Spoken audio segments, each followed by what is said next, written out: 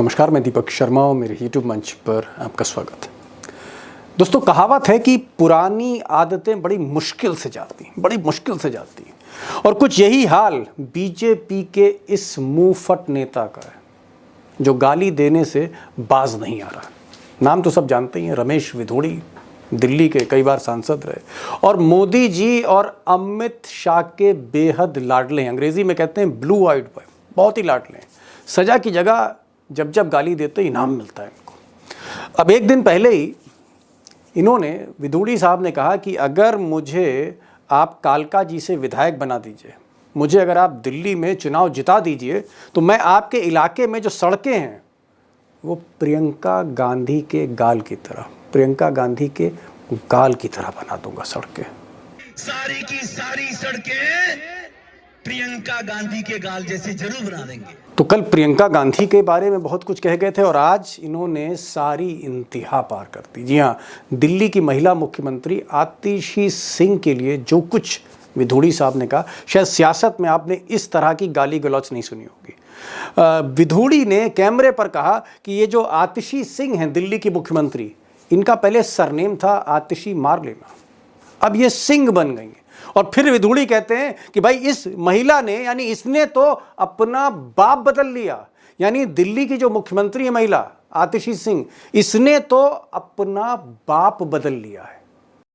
अरे ये मार्लिना, ये तो सिंह बन गई भैया, चेहरा ही नाम बदल दिया।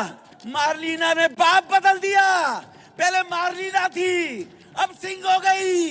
अब इससे पहले यही जो रमेश विधोड़ी हैं, मोदी और शाह साहब के लाडले, नड्डा साहब के लाडले, इन्होंने संसद में, जी हाँ, नई संसद में, लोकसभा में, भरे सदन में अपोजिशन के एमपी कुंवर दानिश अली को क्या क्या नहीं कहा। इन्होंने कहा कि कुंवर दानिश अली, तुम उग्रवादी हो, टेररिस्ट हो, तुम कटुए हो। जी हाँ, इस तरह की भाषा की कि तुम कटुए हो, और भी बहुत कुछ कहा। बहुत ही भद्दी गालियां लोकसभा में दी। और वहीं से हिंदुस्तान को पता लगा कि रमेश विधोड़ी नाम का भी कोई सांसद है बीजेपी में। उग्रवादी बोलने में तो कभी खड़ा होगा, ये बता रहा हूं, उग्रवादी कटवे। अब सवाल यह है कि मुसलमानों को गाली देकर, कुंवर दानिश अली अपोजिशन के एमपी को गाली देकर रमेश विधोड़ी साहब को शाबाशी भी मिली अपने बॉसेस से और कहीं ना कहीं वो बच भी गए इस पूरी कंट्रोवर्सी से। लेकिन इस बार मामला जरा पेचीदा है, क्योंकि विधोड़ी साहब ने महिलाओं का अपमान किया। जी हाँ, आधी आबादी का अपमान किया है। उन्होंने न सिर्फ प्रियंका गांधी या दिल्ली की महिला मुख्यमंत्री आतिशी सिंह का अपमान किया है, महिलाओं का अपमान किया और कहीं ना कहीं अपने बॉस मोदी और अमित शाह को बुरी तरह से फंसा दिया। एक ऐसी सिचुएशन में डाल दिया है कि बीजेपी को समझ नहीं आ रहा है कि अब विधोड़ी जो उम्मीदवार हैं, पार्टी के उम्मीदवार हैं, इनका करें तो क्या करें। क्या इनको बैठा दें या इनके बिहाफ पर माफ़ी मांगें या फिर कहीं ना कहीं विधोड़ी को चुनाव लड़ने दें। दोस्तों, क्योंकि मामला जो है वो आधी आबादी का है, महिलाओं का मामला है और महिलाएं जो हैं वो बड़ी शुद्ध हैं, गुस्से में सड़कों पर उतरी हो, चाहे आम आदमी पार्टी से जुड़ी हों या फिर कांग्रेस की हो, यहाँ तक कि बीजेपी की जो महिलाएं वो भी नाराज़ हैं इस बयान से, इस भाषा से जो आतिशी सिंह या प्रियंका गांधी के लिए उन्होंने बोली है। अब इधर बीजेपी ने काफ़ी प्रेशर दिया है कि भाई माफ़ी मांग लीजिए, खेद प्रकट कर दीजिए।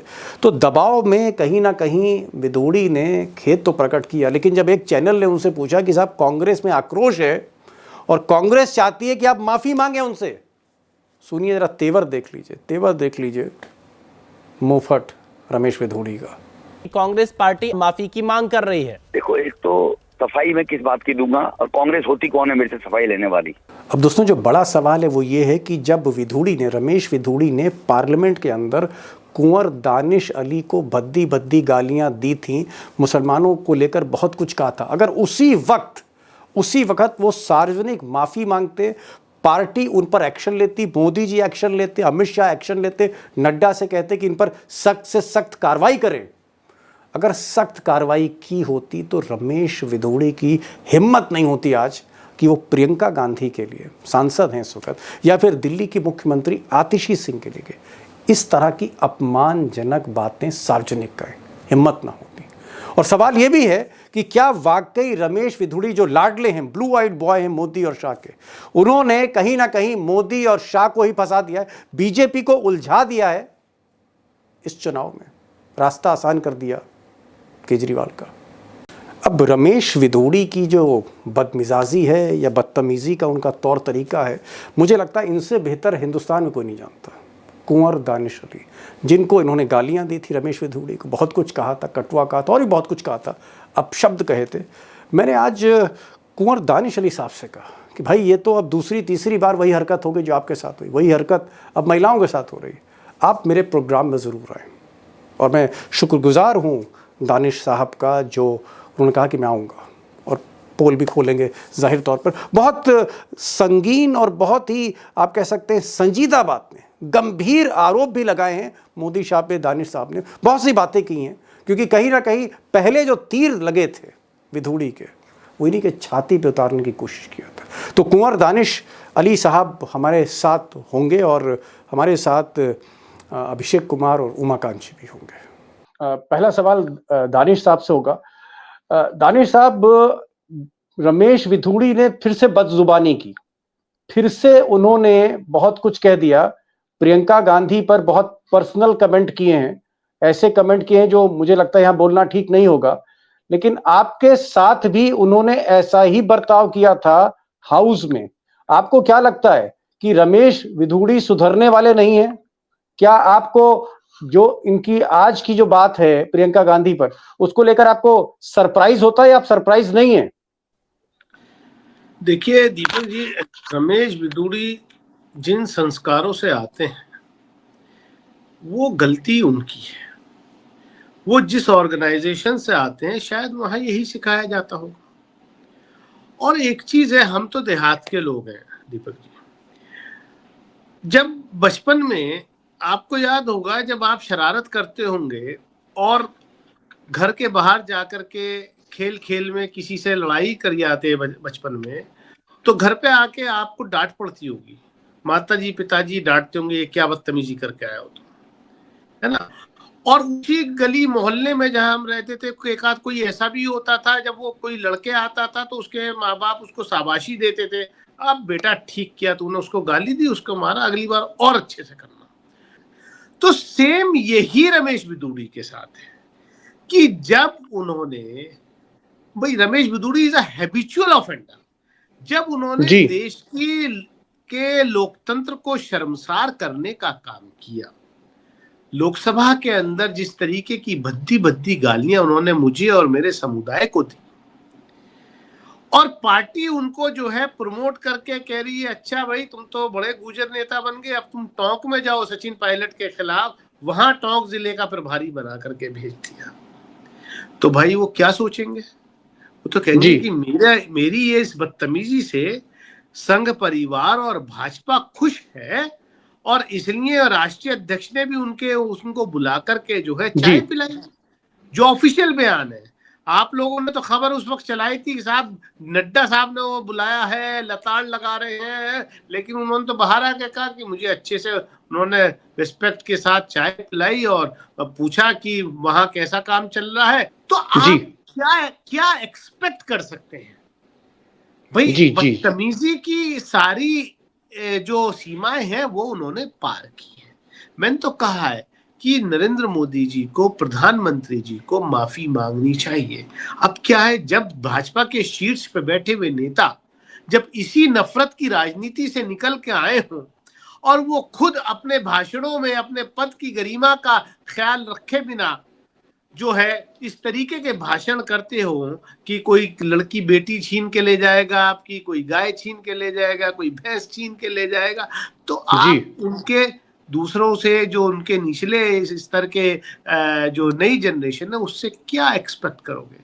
और मैं तो कह रहा हूँ, कल प्रधानमंत्री जी ने दिल्ली यूनिवर्सिटी के कॉलेज का नामकरण किया। उनके पास कई ऑप्शंस थे कि आप जो है स्वामी विवेकानंद के नाम पर रखिए या सावित्रीबाई फूले के नाम पर रखिए, जिनका जन्मदिन बर्थ एनिवर्सरी भी थी, आप जो है और नाम पे रख सकते हैं, लेकिन उन्होंने माफी वीर सावरकर के नाम पर ही क्यों रखा? आज मुझे ये समझ में आया कि वो माफी वीर सावरकर के नाम पर इसलिए रखा कि जो नई जनरेशन पैदा कर रहे हैं वो ऐसे ही उनसे गालियां दिलाएंगे, एक ऐसी ही हरकतें कराएंगे और बाद में फिर जो है माफीनामा दे देंगे, बाद में माफी मांग लेंगे। देखिए हम लोग, मुझसे बहुत, उस वक्त जब मेरे साथ ये हुआ तो मुझसे बहुत लोगों ने कहा कि साहब आपने पलट के जो है आपको भी उसी भाषा में जवाब देना चाहिए था। मैंने उस वक्त भी यही कहा और आज इस बात को फिर रिपीट कर रहा हूं कि हमारे वो संस्कार नहीं है। रमेश बिदूड़ी की माँ बहन बेटी हमारी माँ बहन बेटी, उनके लिए हो सकता है प्रियंका गांधी कोई और हो, दूसरे की दानिश अली की माँ बहन बेटी कोई और हो, लेकिन हमारे संस्कार वो नहीं है। मैं पलट के पूछ सकता था कि आप जो ये ज्ञानवर्धन मेरे बारे में सदन के पटल पे कर रहे हैं, अगर मैं पलट के ये पूछ लेता कि बिदूड़ी साहब आपको ये ज्ञान आपकी माता जी ने दिया या बहन ने दिया या बेटी ने दिया, तो आप समझिए कि क्या आग लगती। लेकिन हमारे वो संस्कार नहीं है, ये हैबिचुअल ऑफेंडर है और इसलिए है कि इनको ऊपर से संरक्षण प्राप्त है। नहीं, आप कह रहे हैं दानिश साहब, आप कह रहे हैं कि आदतन ऐसा है, हैबिचुअल है, हैबिट है इनकी। क्या पार्टी में परवरिश में कोई खोट है या विधूड़ी साहब का मिजाज ही ऐसा है, बदजुबानी, बदमिजाजी, बदतमीजी करना, गाली देना? आपका तो साहब 5 साल साबका राबका रहा उनके साथ, आमने सामने वाला। देखिए विदूड़ी जो है वो अपने आचरण को प्रकट कर देते हैं ऐसी हरकतें करके, लेकिन संघ और भाजपा के जो दूसरे लोग हैं वो ऊपर से, वो एक बार कहा था ना, गोविंदाचार्य ने किसी के बारे में कहा था कि मखौटा है खाली। तो अल्टीमेटली आचरण जो है वो तो संस्कार तो वहीं से लिए जा रहे हैं ना। क्या आपके पास पार्टी के नेताओं की कमी है कि इसी तरीके के व्यक्ति को आप जो है बार बार मौका देंगे?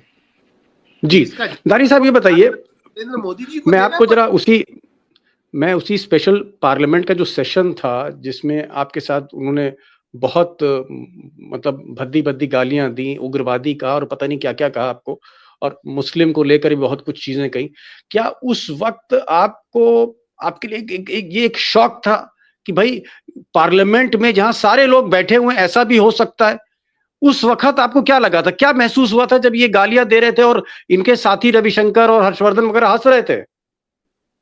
तो ये इसलिए मैंने कहा कि कहीं ना कहीं इनकी परवरिश में ही कमी है। और मुझे कैसा लगा ये पूरी दुनिया जानती है। वो मतलब ऊपर वाला किसी और को उस पीड़ा को झेलने का वो वक्त ना लाए, लेकिन अल्टीमेटली पूरा लोकतंत्र शर्मसार हुआ। पूरी दुनिया ने हमारे देश की जो इमेज दुनिया के सामने गई वो कहीं मेरे एक इंडिविजुअल केस से ज्यादा है। लेकिन उसके बावजूद प्रधानमंत्री जी की चुप्पी, उसके बावजूद भाजपा का ऐसे लोगों को बढ़ावा देना।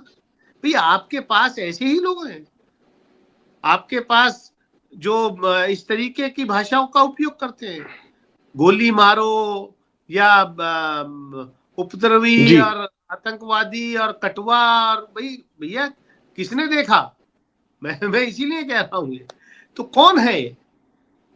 क्या आपको लगता है कि प्रियंका गांधी पर जिस तरह से उन्होंने आज बोला है और जिस पर बवाल मचाया, महिलाएं काफी इस पर रिएक्ट कर रही, चाहे वो आम आदमी पार्टी की हो, चाहे वो कांग्रेस की हो, चाहे वो बीजेपी के अंदर भी महिलाएं जो हैं वो भी कह रही हैं कि गलत बोला इन्होंने?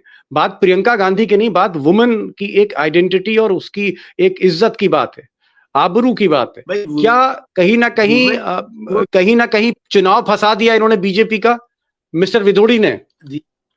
हाथरस में देखा कि विमेन की इज्जत कैसे होती है, उन्नाव में देखा आपने कि विमेन की इज्जत कैसी होती है। इनके जो बीजेपी के नेता हैं उनके जो कारनामे हैं आपने देखा कैसे होती है। गुरमीत राम रहीम जो रेपिस्ट है, जो कन्विक्टेड है, उसको बार बार पैरोल पर ला करके हरियाणा के चुनाव में वोट बटोरने का काम बीजेपी ने किया, आप जानते हैं। मैं यहाँ बिल्किस बानो का जिक्र इसलिए नहीं करूंगा जबकि वो प्रधानमंत्री के राज्य से, उनकी सरकार में सकती है, उसको का बच्ची को जिंदा जला दिया गया, उसके परिवार को जिंदा जलाया गया, उसके साथ जो है सामूहिक बलात्कार किया गया, और उन बलात्कारियों को छोड़ने का काम भाजपा की सरकार करती है। और जब वो बलात्कारी छूट के आते हैं तो उनको गार्लैंड करने का काम, उनका को स्वागत करने का काम भाजपा के लोग करते हैं। तो ये भाजपा की मानसिकता है कि महिलाओं के प्रति इनका क्या सोच है। जी जी, एक चीज और मैं पूछना चाहूंगा, क्योंकि आप को जिस तरह से टारगेट किया था विधूड़ी ने, आज प्रियंका गांधी को टारगेट किया, लेकिन सबसे पहले फोकस आप पे गया था जब कुंवर दानिश अली को टारगेट किया था। आपको क्या लगता है कि बजाय इन पर एक्शन करने के, चाहे नड्डा हो, चाहे अमित शाह हो, चाहे मोदी हो, इन पर कोई एक्शन नहीं लेगा? कोई एक्शन नहीं लेगा? क्योंकि आपके मामले में भी हम लोग सोच रहे थे कि शायद हो सकता है इनको सस्पेंड करें या इनको, इनकी जो है सदस्यता ही इनकी जो है खत्म कर दे। वहां पर कुछ एक्शन तो हुआ नहीं। तो आपको क्या लगता है कि बैकिंग है बीजेपी की, जो टॉप लीडरशिप है वो भीतर ही भीतर खुश होती है, वो इनको बढ़ा रही है, उसी ने इनको टिकट दे दिया दोबारा? मुझे इतने शर्मदार ये लोग लगते नहीं।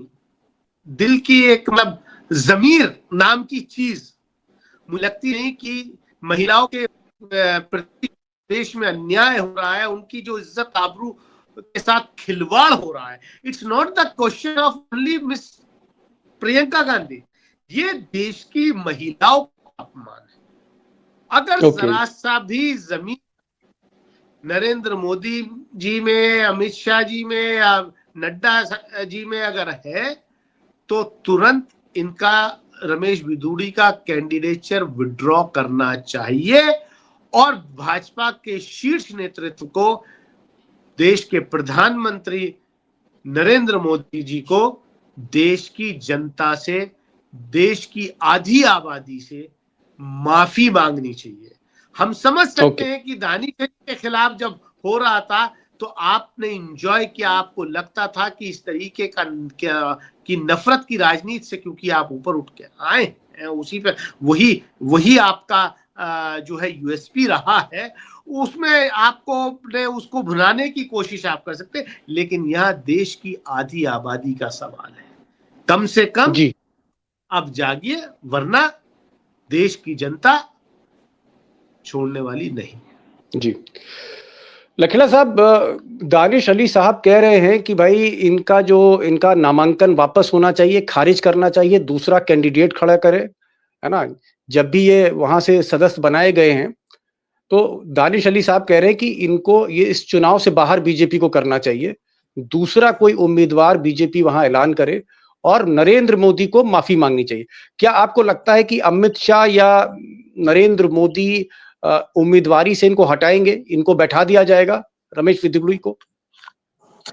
नहीं, वो माफी क्या मांगेंगे? आप तो देखिए ना कि उनके जो नेता हैं, देश के चाणक्य कहें या लौह पुरुष कहें, अमित शाह, उन्होंने तो माफी नहीं मांगी। उन्होंने अंबेडकर साहब को खिलाफ किस तरह से अभद्र भाषा का इस्तेमाल किया, असंसदीय भाषा का इस्तेमाल किया, वो तो सब पार्लियामेंट के रिकॉर्ड में है। वो तो उसके बारे में तो माफी नहीं मांगी, बल्कि जो सांसद जा रहे थे हाउस के अंदर उनको रोका गया और वहां एक प्रायोजित बवाल खड़ा करके और लीडर ऑफ अपोजिशन के खिलाफ एफआईआर की गई। उनसे तो कोई उम्मीद कर नहीं सकते। मैं दूसरी बात ये कहना चाहता हूँ कि जो प्रियंका गांधी है वो देश की एक सम्मानित सांसद है, वो एक आम महिला तो है ही, आम महिला तो थी, वो आम महिला भी है वो, लेकिन इसके अलावा वो लोकसभा की सांसद है और अभी बनी है 2 महीने पहले। लेकिन मेरा ये कहना है कि ये जो एक सांसद के जो इंटरेस्ट है उनको प्रोटेक्ट करने का काम स्पीकर का है। और मैं ये अपेक्षा कर रहा था एज ए पार्लियामेंट्री रिपोर्टर कि इसमें अब तक स्पीकर लोकसभा की तरफ से कोई सो मोटो एक्शन की बात, बयान लोकसभा सचिवालय से आना चाहिए, क्योंकि ये डिग्निटी का सवाल, एक महिला मेंबर ऑफ पार्लियामेंट की डिग्निटी का सवाल है। जैसे दानिश भाई के खिलाफ जो अपमानजनक टिप्पणी हुई थी, तो एक सांसद, तो उनके खिलाफ ये प्रिविलेज में गया मामला, इनकी रिक्वेस्ट पे प्रिविलेज में गया जब पार्टी ने इसको परस्यू किया। अदरवाइज वो बंद कमरे में माफी मांग के चले गए, अपने किनारे हो गए। तो सारी दुनिया ने जो जो अपमानजनक भाषा को उन्होंने पार्लियामेंट के अंदर इस्तेमाल किया था, वो उसी संसद में उन्होंने सार्वजनिक तौर पर खड़े होकर के माफी तो नहीं मांगी। आप किसी को बाहर उलझुल बको, गाली बको और बंद कमरे में कह दो साहब मेरे से गलती हो गई थी, तो ये तो कोई बात नहीं होती। दूसरी बात ये है कि ये जो लोग हैं, ये जो बिदुड़ी टाइप के एलिमेंट है, ये जानबूझ के लाइमलाइट में आने के लिए, ये ऐसा इतने नादान भी नहीं है। ये इलेक्शन के मौके पर पार्टी की लाइमलाइट में आने के लिए, और चूंकि उनकी जो पार्टी की जो विचारधारा है और जिस तरह से महिलाओं को अपमानित किया जाता है, तो उसको महिमा मंडित करने के लिए कि साहब हम भी कैंडिडेट हैं, मुख्यमंत्री के कैंडिडेट, क्योंकि यही लोग मुख्यमंत्री बनेंगे। चलिए, एक पब्लिसिटी स्टंट आप कह रहे हैं, पब्लिसिटी स्टंट है ये। मैं पूछूंगा एक आखिरी सवाल, मैं दानिश साहब से पूछूंगा, लेकिन एक सवाल मैं अभिषेक से लेना चाहता हूं। अभिषेक, आप दिल्ली को वॉच कर रहे हैं, दिल्ली का सारा डेटा आपके पास है, आपको लगता है कि बीजेपी अपनी टैली इंप्रूव कर सकती थी? पिछली बार 8 विधायक थे, हो सकता है इस बार 12, 13, 14 हो जाते। हालांकि बीजेपी तो अपने को 25-30 के आसपास कह रही है, लेकिन मैं कह रहा हूं 8 से 12 हो जाते तो भी बीजेपी के लिए अच्छा रहता। और मोदी भी मेहनत कर रहे हैं, पार्टी मेहनत करी, लेकिन आपको क्या लगता है ये जो कंट्रोवर्सी है, जहां महिलाओं की इज्जत, महिलाओं का सम्मान, उसको आहत किया है मिस्टर रमेश विधूड़ी ने, क्या आपको लगता है ये बीजेपी के इलेक्शन को फंसाया है इन्होंने? देखिए, बीजेपी को पहले से एहसास है कि इलेक्शन उसका फंसा हुआ है, और कहीं ना कहीं मुझे लगता है कि ये वेल स्क्रिप्टेड स्टेटमेंट है। ऐसा नहीं है कि भावावेश में दिया गया स्टेटमेंट है। मैं नहीं मानता कि भावावेश में दिया गया स्टेटमेंट है। इसलिए क्योंकि एक व्यक्ति जो संसद में, चूंकि दानिश भाई मौजूद है इसलिए मैं याद दिला रहा हूं, संसद में इनके खिलाफ कुछ बोला, पूरे समुदाय के खिलाफ बोला और बेहद आपत्तिजनक भाषा का प्रयोग किया। बिल्कुल ठीक कहा इन्होंने कि दिल्ली में चुनाव में ना उतार कर टोंक भेज दिया गया। अब उस व्यक्ति को असेंबली में लाया जा रहा है। कहीं ना कहीं बीजेपी ने चुनाव के नतीजों को पहले से परख लिया है और एक एस्केप गोट ढूंढने की कोशिश शुरू कर दी थी, ताकि चुनाव के नतीजे आए तो ये कह सके कि अरे उसने गड़बड़ नहीं की होती, ऐसा बयान नहीं दिया होता तो नहीं हारते। लेकिन दानिश भाई मौजूद है और पूछिए इनसे। मुझे अभी भी याद है कि इंडिया टीवी के एक प्रोग्राम में बीजेपी के स्पोक्स पर्सन संबित पात्रा ने क्या कहा था इनको, आप मुसलमान हैं, अपने नाम में कुंवर क्यों लगाते हैं? यह सही पूछा था इनसे, बड़ी तीखी झड़प हो गई थी। और बीजेपी ऐसे लोगों को चुन चुन कर ला रही है। कपिल मिश्रा को मैंने अभिषेक जी, मैंने उनको बता दिया था कि तुम जो गंदी नाली के कीड़े की सोच रखने वाले व्यक्ति हो। I was the first person कि मैंने उनको वहीं उनको याद दिला दिया था कि तुम क्यों। जी तो अब देखिए, अब कपिल मिश्रा ने प्रधानमंत्री नरेंद्र मोदी के खिलाफ बेहद आपत्तिजनक भाषा का प्रयोग किया था, वो भी बीजेपी में है। कहीं से कोई आपत्तिजनक भाषा बोलने वाला व्यक्ति हो, उसे उठा करके बीजेपी में लोग ले आ रहे हैं, जैसे लगता है कि हाँ ये फिट है उनकी स्कीम में। इस तरह के लोगों को पार्टी ने, हमें लगता है कि एक खास तरह का इंटर्नशिप प्रोग्राम तो शुरू नहीं किया है कि ऐसे लोगों को नर्चर करके रखना है, समय समय पर इनका इस्तेमाल करना है, जहां पोलराइजेशन के लिए हो सके वहां, जहां स्केप गोट बनाने के लिए हो सके वहां, या जहां कोई और काम के लिए हो सके वहां। ऐसे लोगों की पूरी खेप तैयार की गई है, मुझे जो लग रहा है। एक लास्ट क्वेश्चन, आपको लगता है कि अगर पिछली बार जब आपसे उन्होंने बदतमीजी की थी, आपको गालियां दी थी, अगर उसी वक्त एक एक्शन हो जाता, इनकी सदस्यता टर्मिनेट की जाती या इन पर बीजेपी एक्शन लेती, तो आज ये हिम्मत नहीं कर पाते जो आज इन्होंने बोला है प्रियंका गांधी पे? मैंने वही कहा साहब, इसके लिए समाज भी जिम्मेदार है कि जब आपकी नालायक बच्चे को जब घर में शाबाशी मिलती है तो वो बार बार ऐसी हरकत करेगा ही। तो ऐसे ही पॉलिटिक्स के अंदर जब इस तरीके की विचारधारा रखने वाली पॉलिटिकल पार्टी को बार बार मैंडेट मिलता है, तो वो ये समझते हैं कि जनता हमें मैंडेट इसलिए दे रही है, हम काम कर रहे हैं। दानिश अली को गाली देके, उसके समुदाय को गाली देके अच्छा काम किया। हमने जो है प्रियंका गांधी को गाली दे करके, उसके खानदान को गाली दे करके अच्छा काम किया, इसलिए जनता हमें मैंडेट दे रही है। तो मैं तो दिल्ली की जनता से ये अपील करूंगा कि इसका फैसला दिल्ली की जनता को वोट के जरिए करना पड़ेगा कि ऐसे लोगों को और ऐसी विचारधारा रखने वाले राजनीतिक दलों को वो आईना दिखाने का काम। बहुत बहुत शुक्रिया दानिश साहब। दानिश साहब का ये कहना है कि भाई कहीं ना कहीं सो मोटो, चाहे अदालत हो, पुलिस हो, सो मोटो जो है खुद से इस पर कार्रवाई करनी चाहिए, एक्शन लेना चाहिए, क्योंकि रमेश विधुड़ी जैसे लोग या गिरिराज सिंह जैसे लोग पार्टी में, इनके पीछे जो बैकिंग है, इनके पीछे जो चाहे नरेंद्र मोदी हो, अमित शाह, उनका हाथ है, या ऐसे कामों के लिए, मुसलमानों को गाली देने के लिए या दानिश अली को घेरने के लिए सजा की जगह शाबाशी दी जाती है, इसलिए हिम्मत इनकी बढ़ती जा रही है। बहरहाल जैसा कि अभिषेक ने कहा कि अब ये तय तो बीजेपी को वोट दे या ना दे, तो महिलाओं को तय करना है दिल्ली की। और लखेड़ा साहब भी इससे इत्तेफाक रखते हैं कि कहीं ना कहीं विधुड़ी ने ये बदतमीजी, बदमिजाजी दोबारा करके अपना तो नाम बदनाम किया ही है, लेकिन कहीं ना कहीं पूरा चुनाव भी बीजेपी के लिए बहुत ज्यादा फंसा दिया है। दानिश साहब आपका बहुत बहुत शुक्रिया आने का, अभिषेक भाई आपका भी बहुत बहुत शुक्रिया, लखेड़ा साहब आपका शुक्रिया। समय कम था, देर हो गई, इसलिए मैं दोबारा दूसरा राउंड ऑफ क्वेश्चन आप लोगों से नहीं कर पाया, but so much thanks for joining this programme.